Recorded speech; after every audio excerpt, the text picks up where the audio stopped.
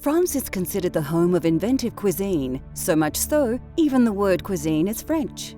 Famous the world over for their rich, delicious dishes served with flair and passion. The French food culture embraces the idea that food should be savoured, enjoyed and experienced. Join us as we explore the cultural flavours of France.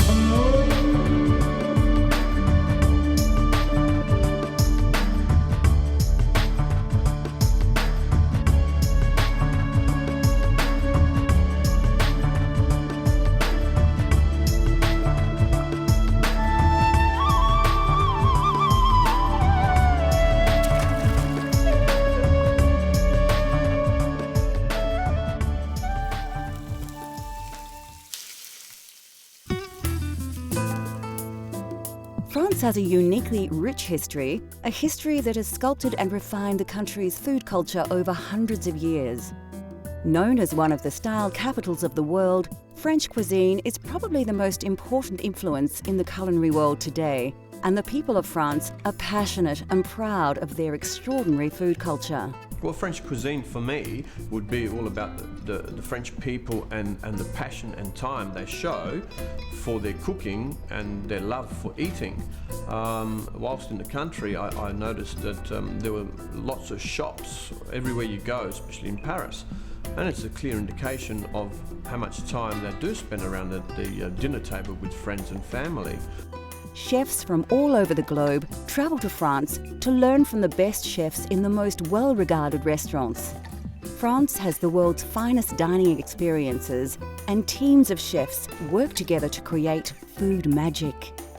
There's two different styles of cooking. There's a nouvelle cuisine, which is fine dining, which is an art form. It's the best cuisine for me in the world, and it's, I would say, the summit of cooking, if you like, and where it gets more into detail, fine detail of sourcing the produce from all over France and meticulously working it to perform artwork.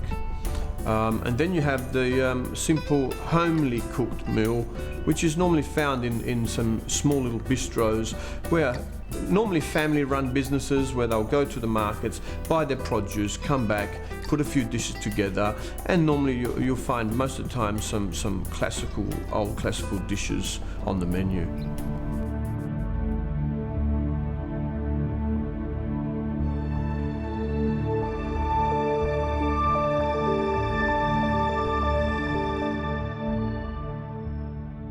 The French, like most cultures, vary their flavours by the season. This may not have a huge influence in our modern world, where most herbs and spices are available all year round, but traditional seasonal dishes are still flavoured by the season's produce. Common in many dishes are the staple European herbs that flavour food throughout the world. There are 4 herbs that are considered the mainstay of French flavours. These are known as fung herbe and consist of parsley, chives, tarragon and chervil. In French cuisine, the Italian variety of parsley is considered to be the most versatile and features in many dishes, and is also often used chopped as a garnish. Rosemary and thyme feature prominently in French cuisine, as do basil and marjoram. Fennel is famous for its aniseed flavour and is used from seed or sometimes bulb. The French embraced fennel in the late 19th century, partly due to the popular drink of the time, absinthe, which is flavoured with the aromatic herb. A herb often used in the preparation of white meats and vegetable dishes in France is sage. And finally, herbs are used in unique ways in France. For example, the bouquet garni, which is a bouquet of different herbs wrapped and tied and added to broths, stews and soup to infuse flavour, and of course, herbe de Provence or provincial herbs, which is a mixture of dried herbs, usually dominated by thyme, that is often used on grilled meats and added to vegetables and stews. French food is steeped in tradition, and unlike some cultures which have left some dishes in the past, the French are proud of their culinary history and embrace the unusual ingredients of yesteryear. This dish is probably one of the most famous. During my experience of spending some time in France, I actually did a harvest in the Bordeaux region, working with some lovely French ladies. Month of September, started raining. We were in between the vines picking grapes for the lovely Bordeaux vintage, and starting to rain, and all of a sudden these French ladies disappear. I'm wondering, where are they? And all of a sudden they come back, and bags full of snails, and also with an invitation for dinner that night. So that's probably the first experience I had with snails, which is quite an interesting one for me, and made me understand how important these little escargots are to the French and their French cuisine.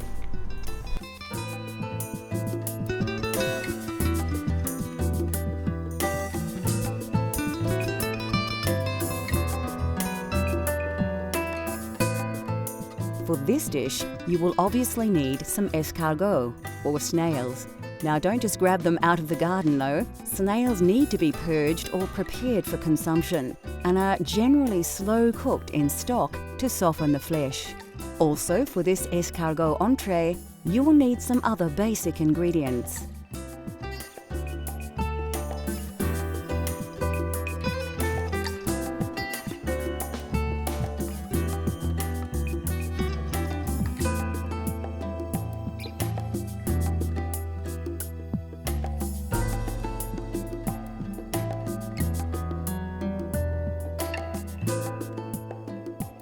And finally, some spinach, as we will be serving this dish on a spinach bed.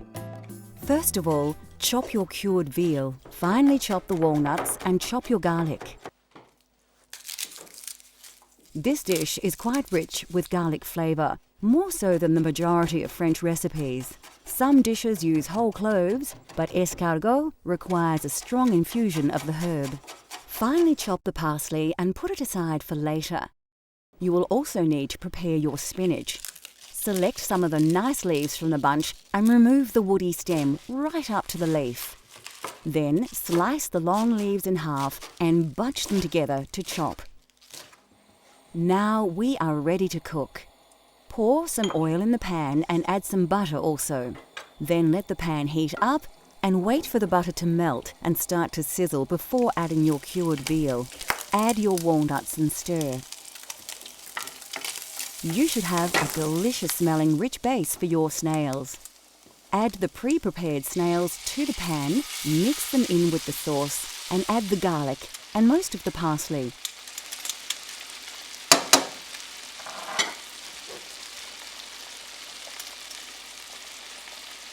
Cook the garlic and parsley through for a minute or so to release the flavours. Then add a little of the juice stock from the snails. Now add the white wine and simmer for a few minutes before putting aside while you cook your spinach. You can season a little here if you like. Don't forget to taste as you go though. Oil and butter another pan as you did earlier. Take your chopped spinach and place it in the pan to fry. Ensure it is well coated with butter. Season with a little salt and pepper, add a little water, then cover and simmer for a few minutes. Now your escargot on a bed of spinach should be ready to serve. Place the snails back on the heat just to bring up the temperature. Then plate up the spinach. Pour some of the butter from the spinach pan onto the escargot and give it a quick mix before serving on the spinach bed. Sprinkle on some fresh parsley, and there you have a delicious, famous French favourite, escargot. Bon appétit! Coming up on Cultural Flavours, a slow-cooked provincial favourite, and we learn to cook a classic yet simple French dessert.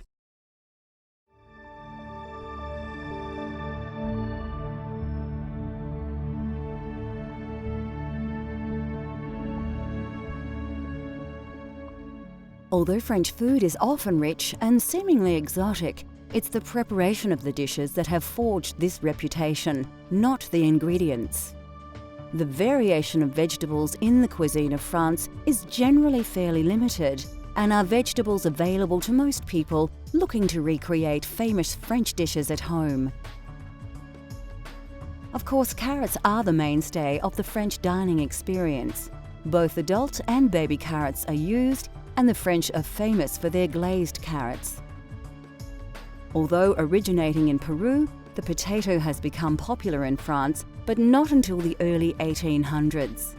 It is thought to have been introduced to the region by Spanish sailors and soon replaced the turnip as the main root vegetable due to its easy cultivation. The turnip still has its place in the local cuisine though, as it is much more flavoursome. Leeks are popular in France and prized for their onion and cucumber-like taste. The white base is more often valued, but the green leaves are often used to wrap the bouquet garni. The familiar purple aubergine or eggplant features in the food of the region, as does zucchini. Mushrooms also play a vital role in French cuisine. Fitting into the seasonal nature of the cooking across France, mushrooms that usually start to appear after winter are a popular ingredient in hearty meals throughout the spring. Like Italy, truffles are highly prized and are one of the few places that have a thriving truffle industry.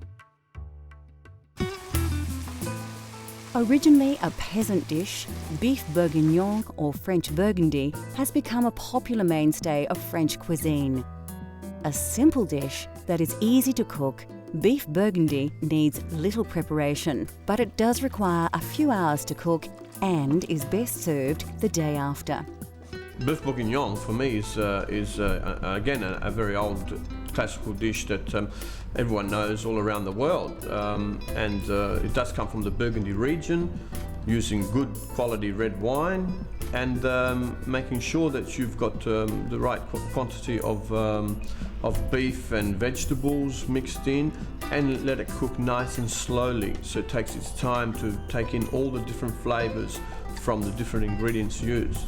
And yes, of course, the old truth is that it tastes better the next day.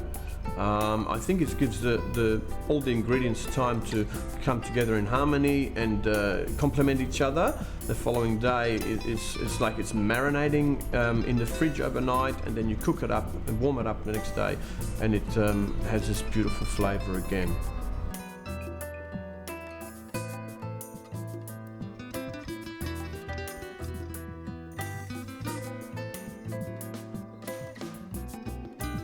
For this hearty provincial stew, you will need a quality cut of meat and a range of fresh vegetables.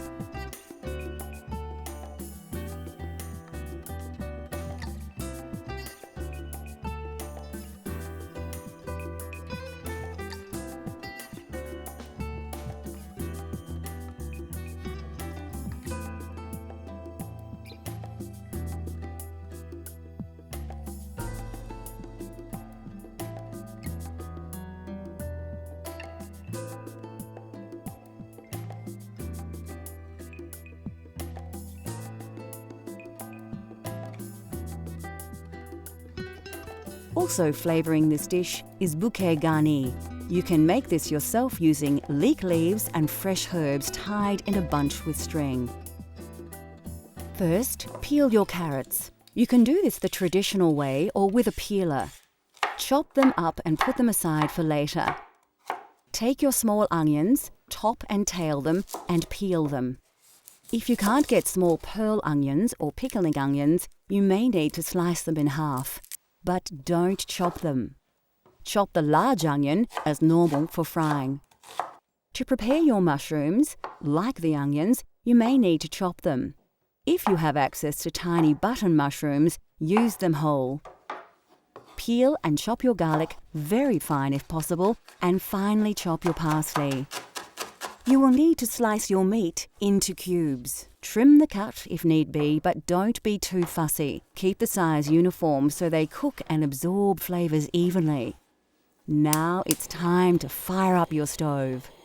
Place a pan on the heat and add some oil and butter. Ensure the pan is well coated. Place the meat cubes in the pan and brown them off. Keep turning them. You don't want to overcook the meat in the pan. Just give it some nice colour and flavour. Season with salt and pepper, but not too much. You can always season more later. Add the carrots and some chopped onion and stir through the oils, coating the whole dish with the simmering sauce. Then place it in your pot on a low heat. Sieve some flour over the mixture and coat well. This adds texture to the dish and keeps the meat together.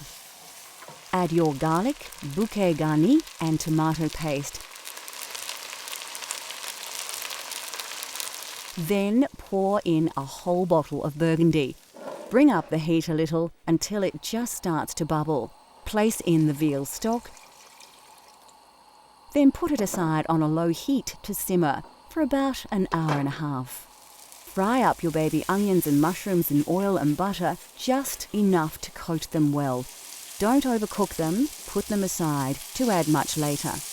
After about an hour and a half, it's time to add the other ingredients and mix well into the broth.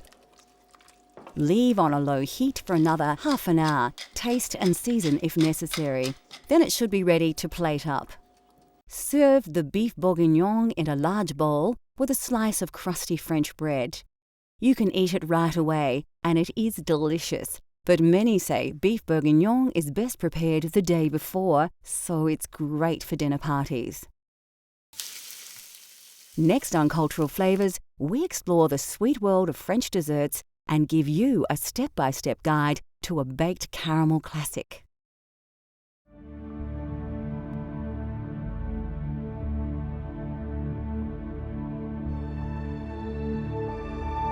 One more thing the French are famous for are their desserts and pastries.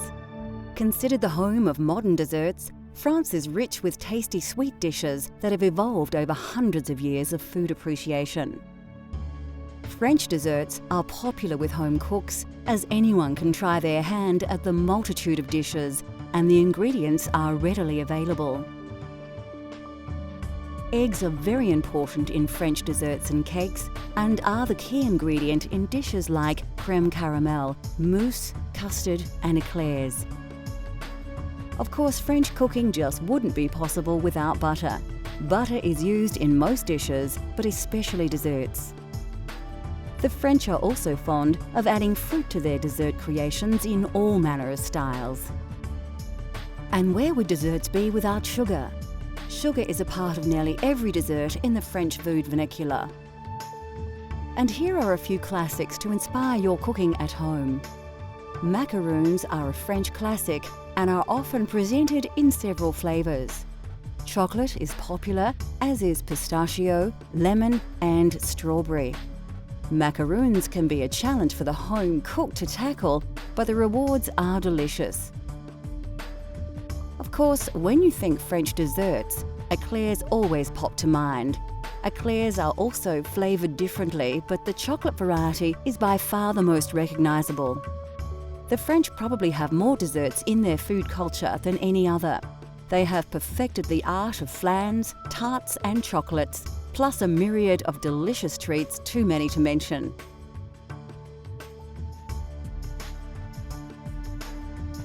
Another aspect of French desserts is, of course, the visual creativity. To be a pastry chef in France is to not only be a master of cooking, but also an artist, presenting their culinary creations in traditional and new and original ways, sometimes creating desserts that look too good to eat.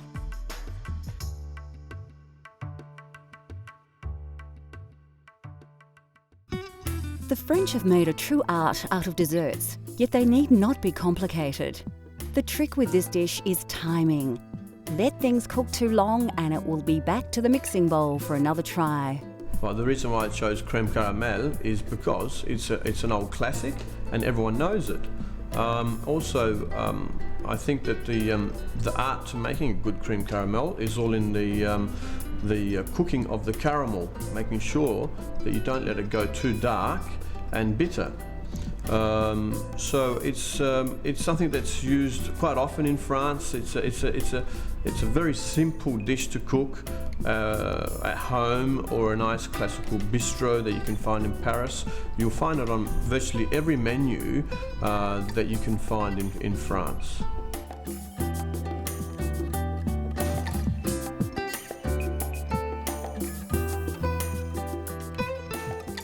Although deceptively simple, creating crème caramel at home can be fraught with pitfalls. We'll show you how to create this dessert step by step.